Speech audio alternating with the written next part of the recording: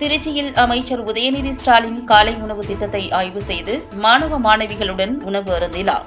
திருச்சி மாவட்டத்தில் 2 நாள் பயணமாக இளைஞர் நலன் மற்றும் விளையாட்டுத்துறை அமைச்சர் உதயநிதி ஸ்டாலின் பல்வேறு நிகழ்ச்சிகளில் கலந்து கொண்டார்.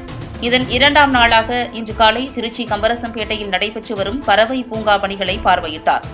தொடர்ந்து திருச்சி மாவட்டம் அல்லூரில் உள்ள பாரதி தொடக்கப்பள்ளியில் காலை உணவு திட்டம் குறித்து ஆய்வு மேற்கொண்டு மாணவ மாணவியர்கள் உடன் அமர்ந்து வெண்பொங்கல், சர்க்கரை பொங்கலை சாப்பிட்டார்.